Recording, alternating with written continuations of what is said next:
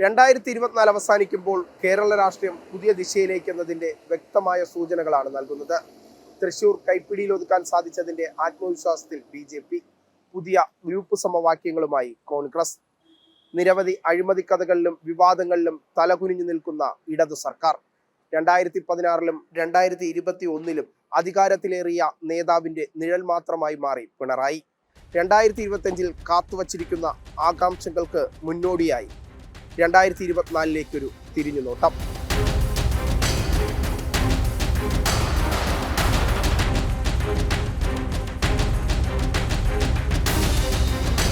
തുടർഭരണത്തിലേറിയത് ശാപമായെന്ന് പാർട്ടിക്കാർ തന്നെ ഇടതടവില്ലാതെ പറയുന്നു. CPM സമ്മേളനങ്ങളിലെല്ലാം വിമർശനം. പിണറായി വിജയനെ പ്രായം തളർത്തി തുടങ്ങിയോ?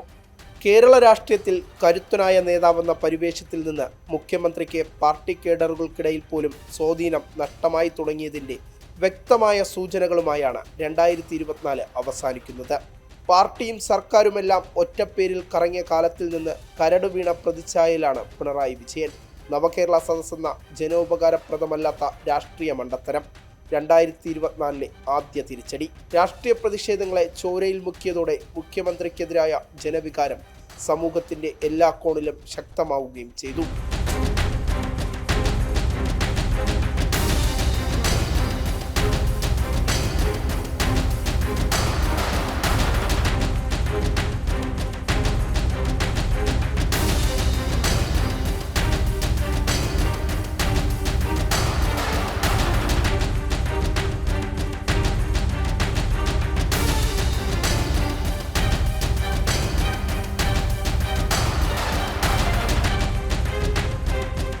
സംസ്ഥാനം നേരിടുന്ന കൊടിയ സാമ്പത്തിക പ്രതിസന്ധി കേന്ദ്രത്തിന്റെ ചുമലിൽ കെട്ടിവയ്ക്കാൻ സർക്കാരും CPM-ഉം പരിശ്രമിച്ചെങ്കിലും അതൊന്നും ജനങ്ങളുടെ മുന്നിൽ വിലപ്പോയില്ല. അതിദാരിദ്ര്യത്തിന് ഇടയിലും സർക്കാർ പൊടിപൊടിച്ചത് കോടിക്കണക്കിന് രൂപയെന്ന കണക്കുകൾ പുറത്തു വന്നു. പരസ്യ ചെലവുകളും മുഖ്യമന്ത്രിയുടെ വസതിയിലെ സ്വിമ്മിംഗ് പൂൾ നിർമ്മാണവും ഹെലികോപ്റ്റർ വാടകയ്ക്കെടുത്തതുവരെ നീളുന്നു ദൂർത്ത്. കടം വാങ്ങി ഒടുവിൽ കേന്ദ്രം ചെവിക്ക് പിടിച്ചു. സംസ്ഥാനത്തെ വരിഞ്ഞുമുറുക്കുന്നുവെന്നായി ആരോപണം. ഒടുവിൽ സംസ്ഥാന ധനകാര്യ മാനേജ്മെന്റിനെ സുപ്രീം കോടതി വിമർശിക്കുന്നതുവരെ എത്തി കാര്യങ്ങൾ.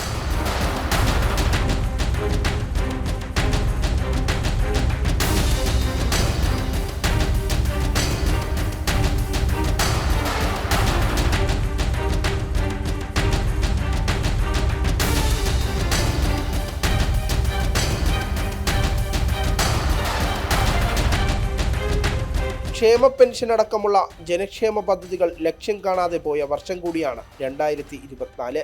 വർഷാവസാനത്തിലും 5 മാസത്തെ പെൻഷൻ മുടക്കം. തദ്ദേശ സ്ഥാപനങ്ങൾ വഴിയുള്ള പാലിയേറ്റ് കെയർ പദ്ധതികളും മുടങ്ങിക്കിടക്കുന്നു. അതിനിടയിലാണ് സർക്കാർ ജീവനക്കാരടക്കം അനർഹമായി പെൻഷൻ കൈപ്പറ്റുന്ന വിവരം പുറത്തു വന്നത്. ഇടതുപക്ഷ സംഘടനാ നേതാക്കളടക്കം പ്രതിസ്ഥാനത്ത് നിൽക്കുന്ന ക്ഷേമ പെൻഷൻ തട്ടിപ്പിൽ നടപടികളും ഇഴഞ്ഞു നീങ്ങുന്നു. സപ്ലൈകോ വഴി വിതരണം ചെയ്യുന്ന സബ്സിഡി ഉൽപ്പന്നങ്ങളുടെ വില വർദ്ധിപ്പിച്ചതും വൈദ്യുതി നിരക്കിലെ വർധനവും ജനങ്ങളോടുള്ള വെല്ലുവിളിയായി.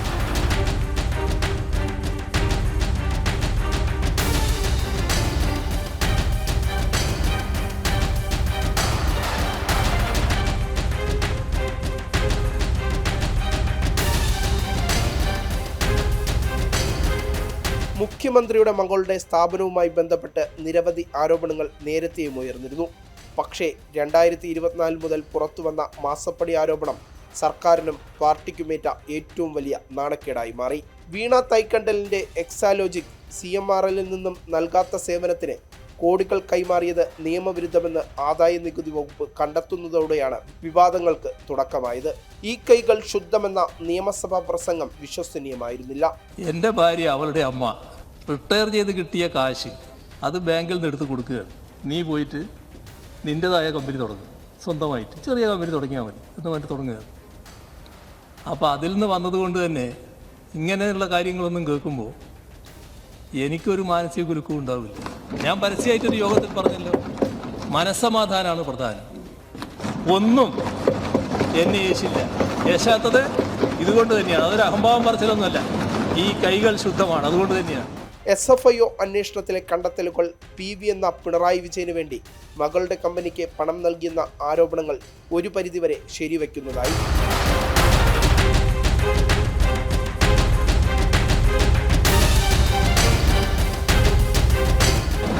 കൈകൾ ശുദ്ധമാണ്. അതുകൊണ്ട് തന്നെയാണ് എന്നും ഒരു ശക്തനായ നേതാവിൽ മാത്രം ചുറ്റിക്കറങ്ങിയിരുന്ന കമ്മ്യൂണിസ്റ്റ് പാർട്ടി അടുത്ത നായകനാരെന്ന ചോദ്യത്തിന് ഉത്തരമില്ലാതെ അലയുകയാണ്. എല്ലാ സമ്മേളനങ്ങളിലും വിവാദങ്ങൾ, തെരുവിലിറങ്ങി വരെ തമ്മിലടി നടത്തിയ കാലമാണ് കടന്നുപോയത്.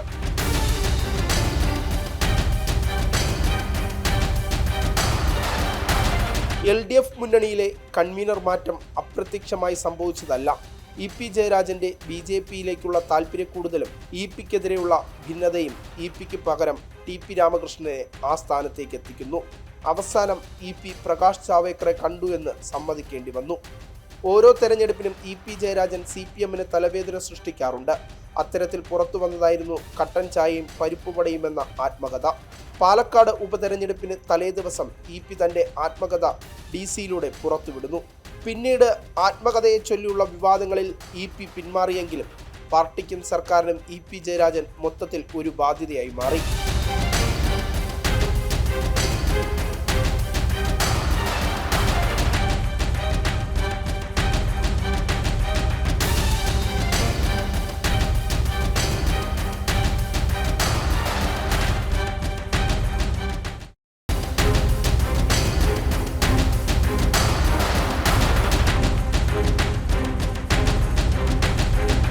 അൻവർ കലാപം CPMന് സൃഷ്ടിച്ചത് സമാനതകളില്ലാത്ത പ്രതിസന്ധിയാണ്. മുഖ്യമന്ത്രിയുമായി ഇടഞ്ഞ് ഇടത് സ്വതന്ത്രൻ വിളിച്ചു പറഞ്ഞ കാര്യങ്ങൾ സർക്കാരിന്റെ അടിവേരിളക്കിയെന്ന് പറയാം. ADGPയെയും പൊളിറ്റിക്കൽ സെക്രട്ടറി P ശശിയെയും ആഭ്യന്തര വകുപ്പിനെയും പിന്നാലെ മുഖ്യമന്ത്രിയെയും ലക്ഷ്യമിട്ടായിരുന്നു അൻവറിന്റെ നീക്കങ്ങൾ. 2021 രണ്ടാമത് ഈ ഗവൺമെൻറ് അധികാരത്തിൽ വന്ന CM-നെ കൊണ്ടാണ്. ഞാനടക്കം നിലമ്പൂരിൽ നിന്ന് ജയിച്ചത് CM-ൻ്റെ വോട്ടിൻ്റെ ഒരു ഭാഗം എനിക്കുള്ളത് കൊണ്ടാണ്. അന്ന് CM കത്തിജ്വലിക്കുന്ന സൂര്യനാണ്. CM-ന് ഇപ്പോൾ നാട്ടിലെ സ്ഥിതി അറിയോ ചോദിച്ചത്. അദ്ദേഹം ഒന്നും മിണ്ടില്ല, എൻ്റെ കണ്ണിലേക്ക് നോക്കുകയാണ്. ഞാൻ പറഞ്ഞു, CM-യെ ആ സൂര്യൻ കെട്ടുപോയിട്ടുണ്ട്. CM-ൻ്റെ ഗ്രാഫ് 100-ൽ നിന്ന് 0-ലേക്ക് ഇറങ്ങിയിട്ടുണ്ട്. 0-ൽ നിന്ന് അത് തിരിച്ച് 25%, 30%-ലേക്ക് വെറുപ്പായി കേരളത്തിലെ സാധാരണ കമ്മ്യൂണിസ്റ്റുകാർക്കും ജനങ്ങൾക്കും മാറിയിട്ടുണ്ട് CM-യെ. ഇതാണ് സ്ഥിതി. എന്നിട്ട് ഞാൻ കൈനീട്ടി. CM ഇരിക്കുന്നതിൻ്റെ അപ്പുറത്താണ് ഈ പൊളിറ്റിക്കൽ സെക്രട്ടറി ഇരിക്കുന്നത്. ഞാൻ പറയാണ്, എൻ്റെ വാപ്പാനോട് ഞാൻ പറയല്ലേ, എൻ്റെ വാപ്പാനെ കൊടുക്കുന്ന ആൾ എന്നാണ്, അവനാണ് ഇതിൻ്റെ കാരണക്കാരൻ. CM ഒരു നിമിഷം അവിടെ നിന്ന് ഇരുത്തരുത്, വലിയ അപകടത്തിലേക്ക് പോവും. ഒന്നും മിണ്ടല്ല. വീണ്ടും ഞാൻ പറഞ്ഞു, ഈ ADGP അജിത് കുമാർ ഈ അന്വേഷണ സംഘം അന്വേഷണം നടത്തുമ്പോൾ ലോ ആൻഡ് ഓർഡറിൽ ഇരിക്കുന്നത് വലിയ പ്രയാസമാണ് CM. അപ്പോൾ എന്നോട് പറഞ്ഞു, DGP ഉണ്ടല്ലോ, DGP ആണല്ലോ. അപ്പോൾ ഞാൻ പറഞ്ഞു, DGP ഒരു സാധുവാണ്, CM-ന് അറിയാലോ. ഇയാൾ ഇതുപോലുള്ള ഒരു നൊട്ടോറിയസ് ആണെന്ന് ഇപ്പോൾ CM-ന് മനസ്സിലായില്ല. അപ്പോൾ എന്നോട് പറഞ്ഞു, നോക്കാം. മലപ്പുറത്തെ രാജ്യവിരുദ്ധ പ്രവർത്തനങ്ങൾ എണ്ണിപ്പറഞ്ഞുള്ള മുഖ്യമന്ത്രിയുടെ പ്രതിരോധം. മുസ്ലിം തീവ്ര നിലപാടുകൾക്ക് വഴങ്ങി തിരുത്തേണ്ടി വന്നു. പിന്നാലെ മുഖം മിനുക്കാനുള്ള ശ്രമങ്ങളും ദേശീയ മാധ്യമത്തിന് നൽകിയ അഭിമുഖവും PR വിവാദത്തിലേക്ക് നീണ്ടു. സ്വകാര്യ ഏജൻസികളും സർക്കാരും തമ്മിലുള്ള ബന്ധവും ചോദ്യം ചെയ്യപ്പെട്ടു. ഒടുവിൽ എനിക്കറിയില്ലെന്ന പതിവ് മറുപടി. ഞാനോ സർക്കാരോ ഒരു PR ഏജൻസിയും ചുമതലപ്പെടുത്തിയിട്ടില്ല. നിങ്ങൾ ചിലർ ചോദിക്കുന്നുണ്ട് എത്ര പൈസയാണ് കൊടുത്തത്. ഒരു പൈസയും ഈ PR ഏജൻസിക്ക് വേണ്ടി ഞാനോ സർക്കാരോ ചെലവഴിച്ചിട്ടുമില്ല. ഇത് ദേവകുമാറിൻ്റെ മകൻ എന്ന് പറയുന്നത് രാഷ്ട്രീയമായി ചെറുപ്പം മുതലേ ഞങ്ങളുടെ കൂടെ നിൽക്കുന്നൊരു ആളാണ്.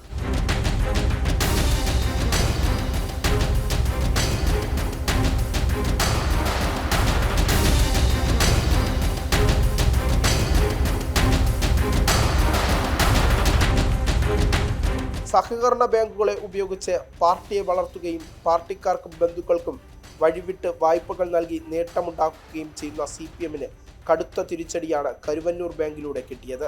സാധാരണക്കാരുടെ 300 കോടിയിലധികം നിക്ഷേപത്തുക കരുവന്നൂർ സഹകരണ ബാങ്കിൽ നിന്നും പാർട്ടിയുടെ നേതൃത്വത്തിൽ തട്ടിയെടുത്തു. കേരളം ഇതുവരെ കണ്ടിട്ടില്ലാത്ത സാമ്പത്തിക തിരിമറി. ഒടുവിൽ പാർട്ടിയും പ്രതിസന്ധിയിലായി. വിശ്വസ്ത സ്ഥാപനമായ കേരള ബാങ്കിൽ നിന്നും ഉൾപ്പെടെ സഹകരണ ബാങ്കുകൾക്ക് പണം നൽകാൻ സർക്കാർ ആവശ്യപ്പെട്ടെങ്കിലും RBIയുടെ നിരീക്ഷണത്തിലായതിനാൽ അതും സാധിച്ചില്ല. തുടർന്ന് കരുവന്നൂരിൽ ED അന്വേഷണം. കരുവന്നൂരിന് പിന്നാലെ CPMും കോൺഗ്രസും നേതൃത്വം നൽകുന്ന വിവിധ സഹകരണ സംഘങ്ങളിലെ തട്ടിപ്പും പുറത്തു വന്നു.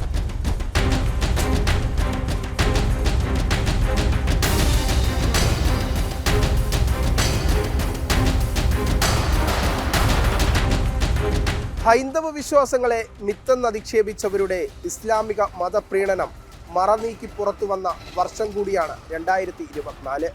ഹമാസ് ഭീകരതയെ വാഴ്ത്തിപ്പാടുന്നത് മുതൽ വഖഫ് അധിനിവേശത്തിന്റെ കപട നയങ്ങൾ വരെ പുറത്തു വന്നു.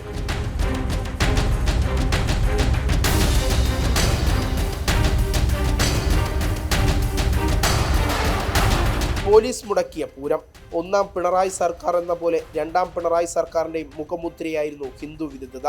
കേരളത്തിന്റെ ഏറ്റവും വലിയ സാംസ്കാരിക മുഖമുദ്രകളിലൊന്നായ Thrissur പൂരച്ചടങ്ങുകൾ police അലങ്കോലപ്പെടുത്തുന്നത് Hindu സമൂഹത്തിനുണ്ടാക്കിയത് ഉണങ്ങാത്ത മുറിപ്പാടാണ്.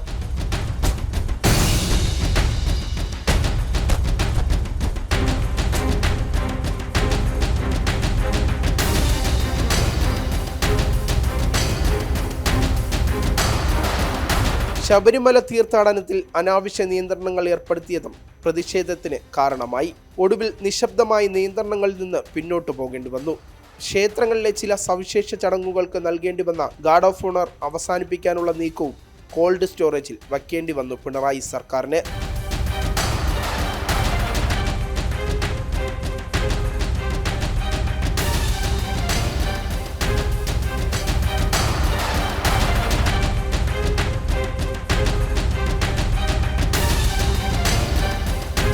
October 7 Israel Hamas നടത്തിയ ഭീകരാക്രമണം അവഗണിച്ച് ഇസ്രായേലിന്റെ തിരിച്ചടി മാത്രം ഉയർത്തിക്കാട്ടിയ ഹമാസ് അനുകൂല പ്രചരണത്തിന് കേരളത്തിലെ ഭരണപ്രതിപക്ഷങ്ങൾ ഒന്നിച്ചു നിന്നു. മലബാർ കേന്ദ്രീകരിച്ചുള്ള പരിപാടികളിലും സെമിനാറുകളിലുമെല്ലാം തീവ്ര ഇസ്ലാമിക നിലപാടുകാരെ അണിനിരത്തി മുസ്ലിം വോട്ട് ബാങ്ക് കൈപ്പിടിയിലൊതുക്കാനായിരുന്നു പിണറായി സർക്കാരിന്റെ ശ്രമം. ഹമാസ് ഇസ്രായേൽ നടത്തിയ മനുഷ്യക്കുരുതിയെപ്പോലും ന്യായീകരിക്കാൻ ഇരു മുന്നണികളും തയ്യാറായി.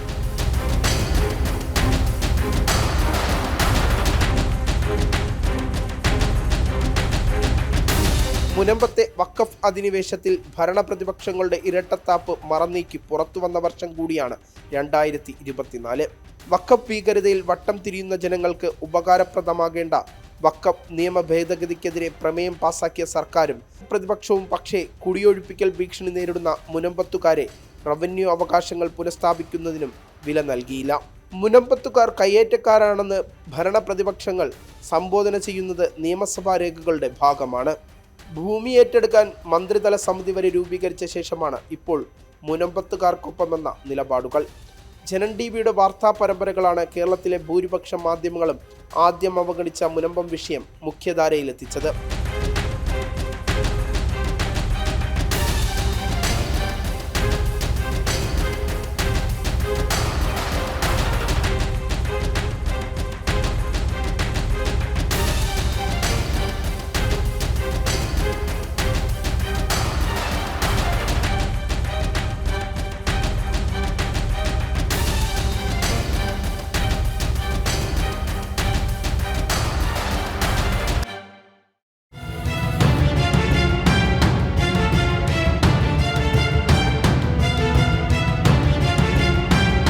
സംസ്ഥാന ആരോഗ്യ വകുപ്പിന്റെ പ്രവർത്തനങ്ങളെല്ലാം താളം തെറ്റിയ വർഷമാണ് കടന്നുപോയത്.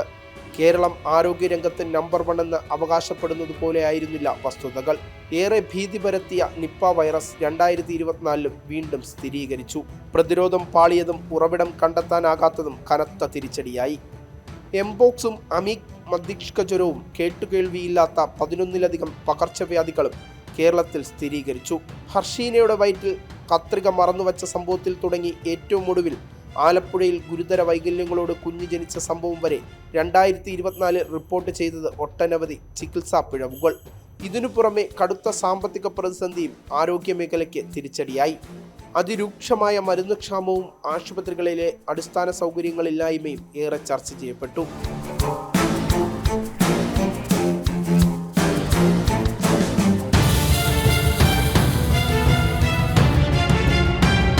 ആദ്യം DMEയുടെ വിഭാഗത്തിലുള്ള ഡിപ്പാർട്ട്മെൻറ്റിലെ ഡോക്ടേഴ്സിനെ വെച്ച് നമ്മൾ അന്വേഷണം നടത്തി. ഒരു ഫൈൻഡിങ്ങും ഇല്ല. അതെങ്ങനെ ശരിയാകും? അതാണ് ഞാൻ അന്നും പറഞ്ഞത്. അതെങ്ങനെയാണ് ശരിയാകുക? അപ്പോൾ അതിനൊരു എങ്ങനെയാണത് എന്നുള്ളത് കണ്ടെത്താൻ കഴിഞ്ഞില്ല. അപ്പോൾ അത് നമ്മൾ തള്ളിക്കളഞ്ഞു. രണ്ടാമതൊരു അന്വേഷണം വെച്ചു. അതിലും ഒരു കൃത്യമായൊരു ഫൈൻഡിങ് ഇല്ല. ഒരു ഫൈൻഡിങ് ഇല്ലാതെ എങ്ങനെയാണ്? ഇതൊരു യാഥാർത്ഥ്യമല്ലേ? നമ്മുടെ മുന്നിൽ നിൽക്കുന്നൊരു സത്യമല്ലേ?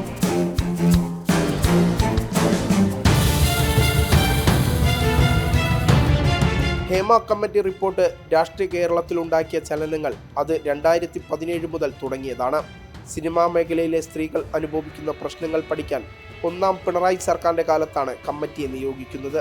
ജസ്റ്റിസ് ഹേമ അധ്യക്ഷനായ കമ്മിറ്റി സിനിമാ മേഖലയിലെ സ്ത്രീകൾ അനുഭവിക്കുന്ന പ്രശ്നങ്ങൾ പഠിച്ച് തയ്യാറാക്കിയ റിപ്പോർട്ട് സർക്കാരിന് സമർപ്പിച്ചു. വർഷങ്ങൾ 5 കഴിഞ്ഞിട്ടും സർക്കാർ റിപ്പോർട്ട് പുറത്തുവിടാൻ താൽപ്പര്യം പ്രകടിപ്പിച്ചില്ല. സിനിമയിലെ ഗുരുതര പ്രശ്നങ്ങൾ സർക്കാർ മറച്ചുവെക്കുന്നുവെന്ന ആരോപണങ്ങൾ ഉയർന്നു. വിവരാവകാശ നിയമപ്രകാരം മാധ്യമങ്ങൾ നടത്തിയ പോരാട്ടത്തിനൊടുവിൽ റിപ്പോർട്ടിന്റെ കുറേ ഭാഗങ്ങൾ പുറത്തുവന്നു. ഗുരുതര ആരോപണങ്ങൾ ഉൾപ്പെടുന്ന പ്രധാനപ്പെട്ട പേജുകളാണ് ഒഴിവാക്കപ്പെട്ടത്. പിന്നാലെ CPM MLAയും നടനുമായ M. മുകേഷ് അടക്കം പ്രതികളായ കേസുകളും വന്നു. പക്ഷേ അപ്പോഴും അതിക്രമങ്ങൾക്കിരയായവർക്ക് നീതി അകലെയാണ്.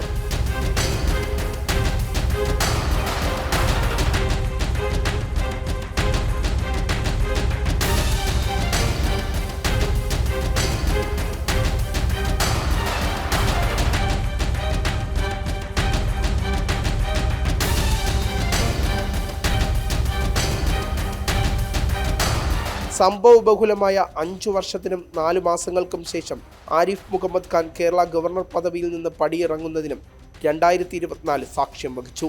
കേരള സർക്കാരിന്റെ സ്വജനപക്ഷപാത നിലപാടുകളെ ചോദ്യം ചെയ്തുള്ള പരസ്യയുദ്ധം രാഷ്ട്രീയ കേരളത്തിന്റെ ചരിത്രത്തിൽ രേഖപ്പെടുത്തി കഴിഞ്ഞു.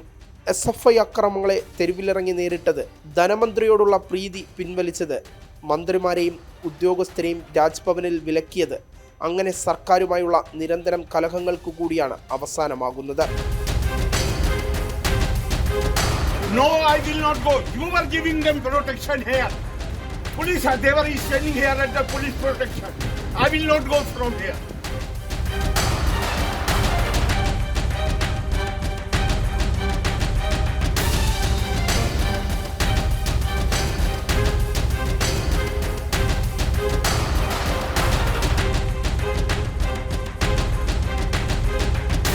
പ്രതിപക്ഷം എന്ന നിലയിൽ UDFും കോൺഗ്രസും അമ്പെ പരാജയമായി മാറിയ വർഷമാണ് 2024. സംസ്ഥാന സർക്കാർ അഴിമതിയുടെ കൂത്തരങ്ങായി മാറുമ്പോഴും സർക്കാരിനെ പ്രതിരോധത്തിലാക്കുന്ന ഒരു നീക്കവും കോൺഗ്രസിൽ നിന്നുമുണ്ടായില്ല.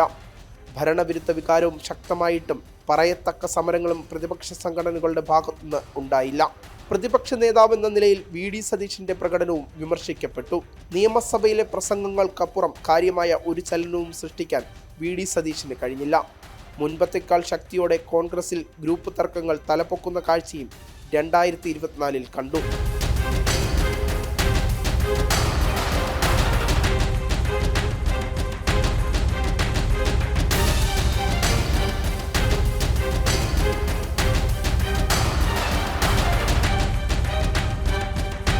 കേരളത്തിലെ BJP സംവിധാനത്തിന്റെ ഗ്രാഫ് ഉയർത്തിയ വർഷമാണ് 2024.